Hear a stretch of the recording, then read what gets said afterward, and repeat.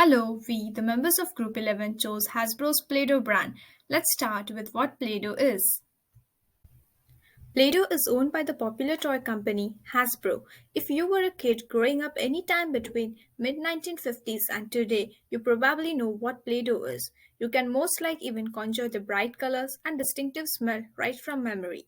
Play-Doh is a modeling compound for young children to make arts and craft at home. The product was initially created as a wallpaper cleaner in 1930s. 1957 saw the appearance of Play-Doh advertisements on well-known children's television programs which helped the product's sales. Since its introduction on the toy market in the middle of the 1950s, Play-Doh has produced a sizable amount of supplemental goods including the Fun Factory. Play-Doh toys are constructed of plastic which can be dangerous for kids. They also include components that should not be eaten and that, if consumed, can result in nausea, vomiting, and diarrhea. Play-Doh tends to get dry and hard if it is stored in moist areas, making it unusable for kids. The necessity to open up their own storefronts, which will make their items more accessible and draw more customers, is a further issue that Hasbro needs to address. Now let's have a look at macro-environmental audit where we used pestle analysis. So P, which is political, it includes factors that affect the extent and the impact of the government on the economy of a country. For example, laws, taxation policies, monetary policies, etc. are all part of a political environment. E, that is economic. Some of the factors to consider when monitoring the economic environment are as follows: economic growth, expansion and depression, inflation rates, etc. Company can focus on reducing shipping and logistic cost and also the exchange rates. S, that is social. Everything that goes on in society greatly affects the organization. Therefore, it is important to analyze social factors while studying the social environment. For example, demographics of the market, consumer buying patterns, trends in a place at a particular time, etc. Technological factors. The changes in the technological environment can be either an opportunity or a threat to the firm. Nowadays, kids are very much indulged in mobile phones and prefer playing online and e-games, which can affect the Play-Doh business. Legal factors. This refers to the laws made by the government that the company has to follow in order to continue its operations. For example, business laws, environment laws and guides, health and safety guidelines, international trade agreements, and treaties. And the last factor is the environment. Sustainable and eco-friendly products is a current popular trend adopted by almost all the businesses. Also, many regions have legal control over the carbon dioxide emission from the factories. Now we'll have a look how microenvironmental factors affect the business. Let's start with the most important factor, customers. Who the customers are, B2B or B2C, local or international, and their reasons for buying the product will play a large role in how you approach the marketing of your products and services to them. Their preferences and behavior towards design and production play a major role. Next is general public. It's organization's duty to satisfy the public. Any actions of company must be considered from the angle of the general public and how they are affected. The public has the power to help us reach our goals, just as they can also prevent us from achieving them. Competitors. The competition can happen at various levels. It is an old practice to threaten the rivals to capture products and the markets. Organizations should be aware of their competitor strategies and their secrets to success. In this way, the organization can strive to make more progress. And lastly, suppliers. Suppliers can control the success of the business when they hold power. The supplier holds the power when they are the only or the largest supplier of the goods. Reasons like supply availability, supply shortage, strikes can affect the company. In 2019, around 3 billions of canned Play-Doh were sold, and it is still a strong product in the franchise brand of Hasbro. Also, from the retail sales performance by 2021 report, it has been evident that Play-Doh has around 500 million US dollars as retail value. Also, there was declining trend in franchise brands until year 2021, but by the year 2021, they have seen a 22% increase in net revenue, and it is expected to increase in the coming year as well. So, with the diverse nature of Play-Doh with playing, learning, and mental well-being, it is expected to have an excellent future for Play-Doh sales in the new normal. So with all positive supporting environment, we expect a warm increase in sales and profit within the coming years. In SWOT analysis, going to the strength, Play-Doh gives freedom for enabling our creativity, as it is suitable for all ages. Also, the parent brand Hasbro helps them get a fantastic brand image. It has also been used in educational sectors. Also, adding new feature products to the list increases their product variability. Regarding the weakness, Play-Doh is intended for short-term toy compared to other toys and has a lower shelf life. There are chances that it can cause choking hazards and allergies. Coming to future opportunities, Play-Doh could use movies and TV shows that for better reach. Also, partnering with several other character brands with Disney or Marvel or any other company can diversify their product range. Along with the reduced wastage, Play-Doh can be environmental friendly with zero wastage. Hasbro created a Blueprint version 2 strategy which will help Play-Doh with high investments. When talking about threats, due to the availability of similar products, there are high chances of competition. Also, raw material costs due to inflation also can affect production.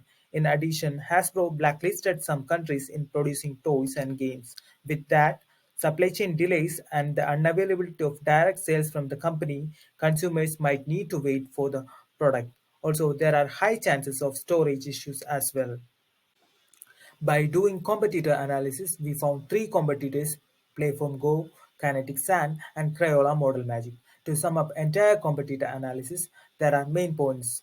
Competitors have more product features than Play-Doh. Most of the competitors have lower prices or equal prices with Play-Doh. Play-Doh has wider markets when compared to other products. Competitors have direct online shipments and direct website to buy products, where Play-Doh lacks that.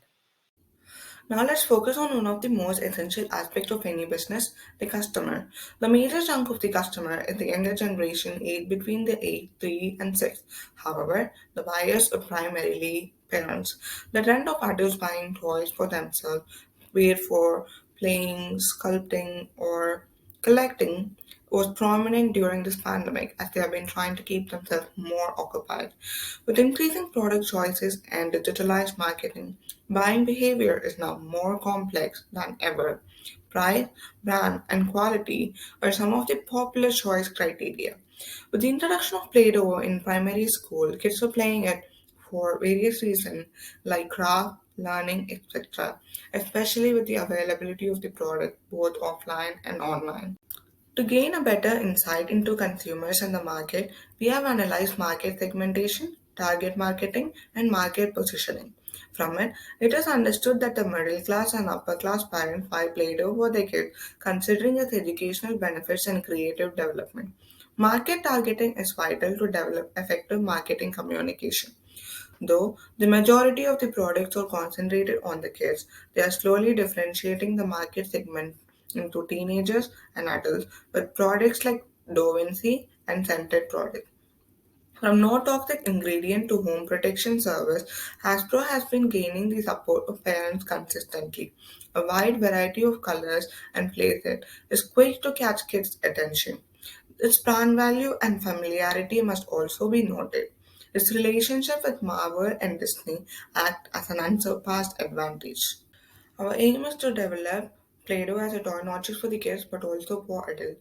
Increase market share of this new segment by 10% and sales by 5%.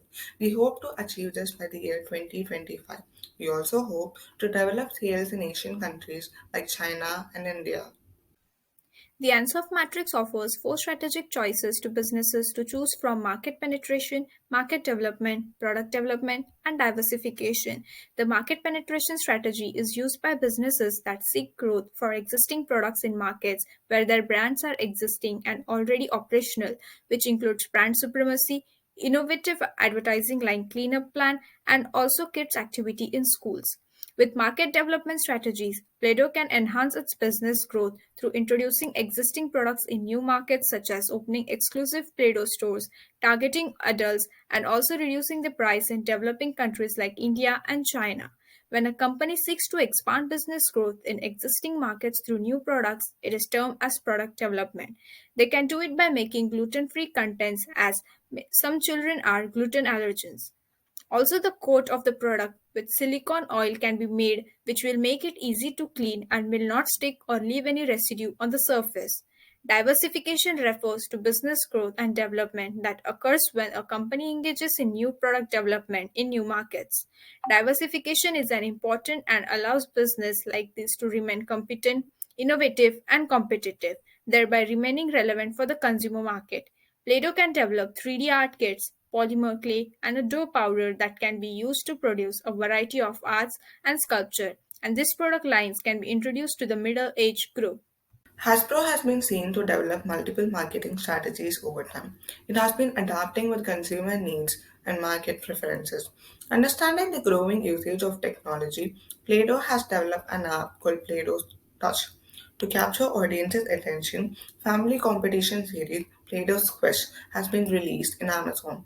Scented Play-Doh has been introduced to capture mature audiences.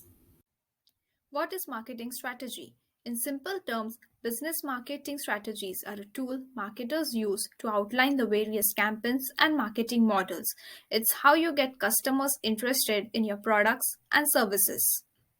Here are a few recommendations to increase the business and sales. A sustainable planting technique can be employed in which kids can be given clay pieces with seeds that they can plant. This will help the environment while also allowing the kids to observe and experience the process of how a plant grows. They can also bring family art kits with them, which include a comprehensive art package for all family members and encourage the family to spend time together and be creative.